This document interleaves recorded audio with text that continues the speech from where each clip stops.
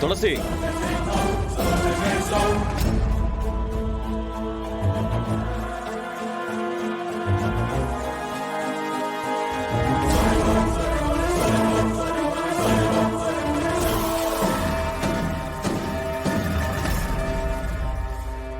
இங்க பாரு, நான் என் தங்கச்சி கிட்ட பேசுறேன்.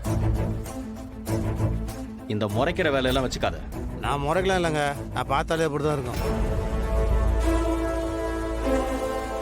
பாருங்க, அவங்க என் பொண்டாட்டி.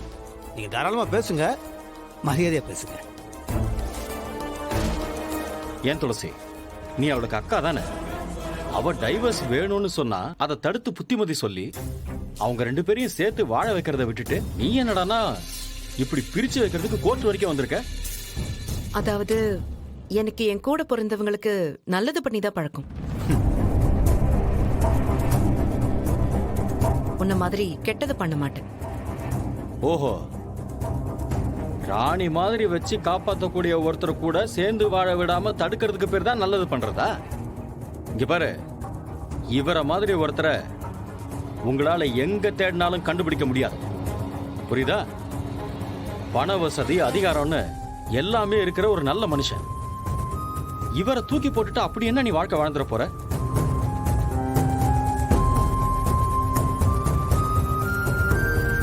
இந்த 5க்கும் 10க்கும் அல்லாடுற மிடில் கிளாஸ் வாழ்க்கை மேல அப்படி என்ன உனக்கு ஆசை?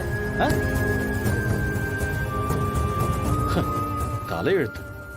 உண்மையை சொல்லணும்னா அதுதான் ஜெயில் வாழ்க்கை உனக்கு. எது சுதந்திரம் எது ஜெயில்னு நீ எனக்கு கத்து கொடுக்க வேண்டாம். என் மனசுக்கு தெரியும். சாப்பாட வகை வகைய பரிமாறிட்டு கையும் வாயும் கட்டி போட்டு வாழ்ற வாழ்க்கைக்கு பேரு சுதந்திரமா? அதுதான் வாழ்க்கையா? ஏய், சும்மா ஏதாவது புக்க படிச்சுட்டு உளறிட்டு இருக்காத. இந்த கேஸ் செல்லாதுன்னு கோர்ட்ல சொல்லிட்டாங்க. நீ மாப்பிள்ளை கூட போய் ஒன்னா சேர்ந்து சந்தோஷமா வாழப்பாரு. ஏய், உனக்குன்னு ஒரு வாழ்க்கைய, ஒரு நல்ல எதிர்காலத்தை உனக்கு அவர் கொடுப்பாரு. என்னோட எதிர்காலம் எல்லாம் இருக்கட்டும். முதல்ல நீ உன் பையனுக்கு ஒரு நல்ல தகப்பனாவும் உன் பொண்டாட்டிக்கு நல்ல புருஷனாவும் இருக்க பாரு. மாப்பிள்ள, உங்களுக்காக பொறுத்துக்கிட்டு இருக்கேன். இவ இதுக்கு மேல நான் இங்க இருந்தேன்னு வைங்க, ரொம்ப பேசிக்கிட்டே போவான்.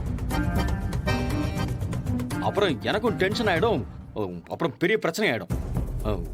நீங்க வாங்க மாப்பிள்ள, கிளம்பலாம். இல்ல